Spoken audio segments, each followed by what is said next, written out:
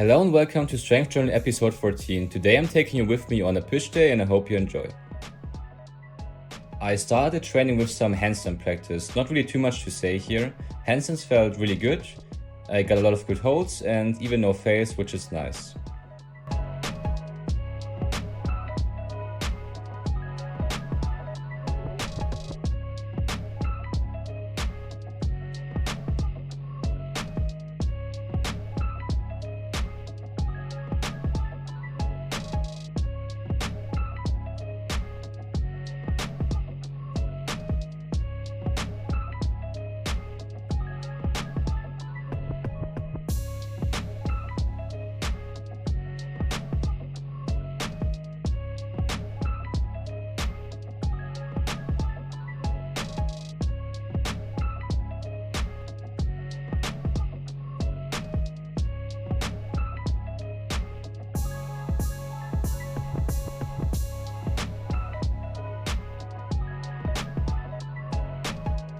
Then I continued with my handstand push-up training and I did handstand push up negatives.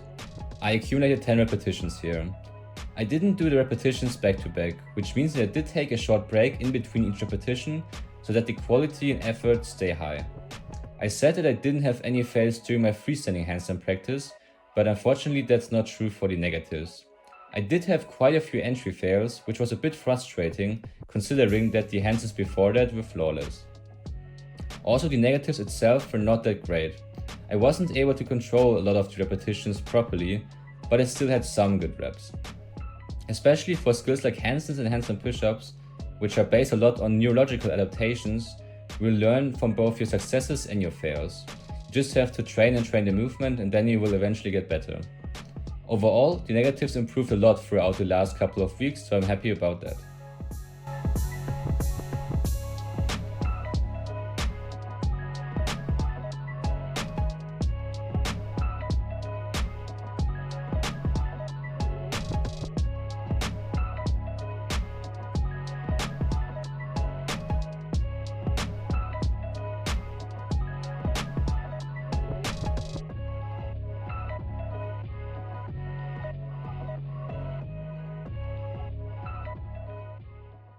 After the negatives, I did deficit chest wall handstand push-ups for 3 sets of 3 to 5 repetitions.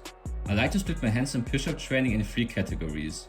The first one is just about improving handstand balance, and for that I train freestanding handstands where I try to improve both my hold times but also my body awareness in space.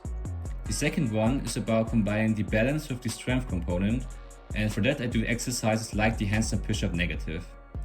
And the third category is about building raw shoulder strength, and for that I do exercises like the wall handstand push-up or for example pike push-ups, but you could also include other overhead pressing movements like the military press or any other overhead shoulder press. There are a lot of exercises for each of these categories, and I just pick those which seem to work the best for me and rotate through them.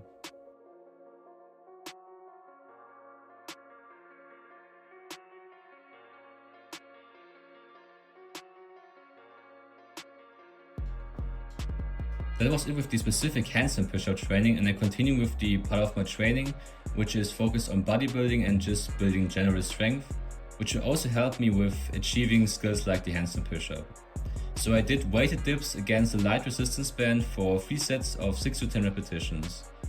The band does 2 things. 1, it will make the dip harder because you have to move against more resistance, and 2, and this is the more interesting part, it changes the resistance curve of the movement. In a regular dip, we got most of the tension at the bottom, so this is where the movement is the hardest. The top part is where we have the least amount of tension, so this part is easier for us. The band does not provide much, if any, tension at the bottom, but the more you press up, the band lengthens, and thereby the resistance increases, so the top becomes a lot harder. So now there is more constant tension throughout the movement.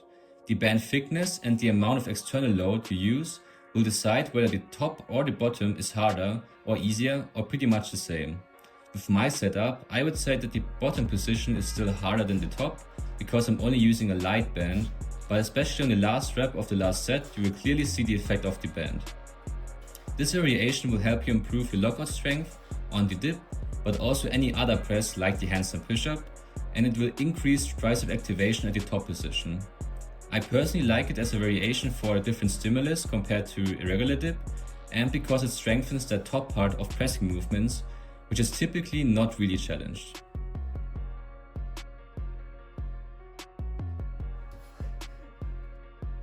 I continue this workout with 2 isolation exercises for the triceps, starting with bodyweight skullcrushers for 2 sets of 8 to 15 repetitions.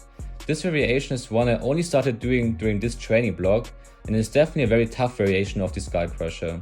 In the past, I used to do this exercise using a higher bar and putting my head underneath it. With this one, I'm aiming my head towards the bar, and I'm also using parallettes. That way I can go deeper and get a bigger stretch on my triceps. Like I said, that's a new variation for me, but so far I do like it. It does feel a bit more stressed from the elbows though, so I'm definitely mindful about form, volume and intensity here.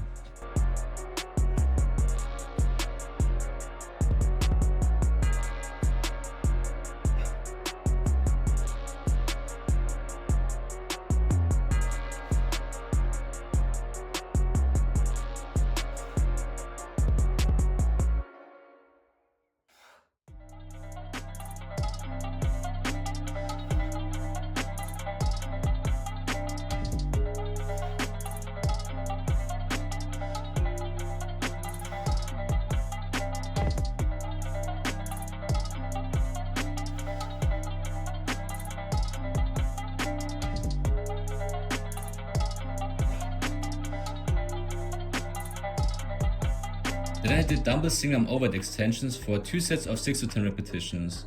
For triceps training, I think it's a good idea to pick exercises which target your triceps from different angles. With the skullcrusher, my elbows were more in front of my body at head height. With the overhead extension, as the name suggests, my arms are completely overhead, which stimulates the triceps in a different way. In this case, I'm getting more of a stretch on the long head of the triceps. You don't need to worry too much about which exercise does what exactly. Just try to pick ones which train your muscles in different positions and you will be fine. Usually you will feel the difference. With this one I focus on bringing the dumbbell towards my upper traps and controlling the eccentric, because this is where this movement is the hardest and will provide the most benefit for hypertrophy.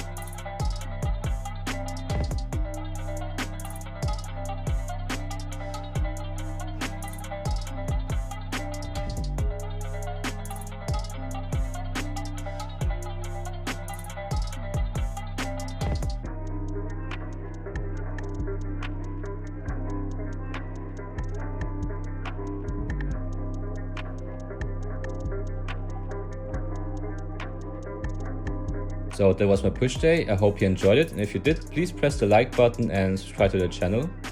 I will see you next time. Much love and see you on level 100.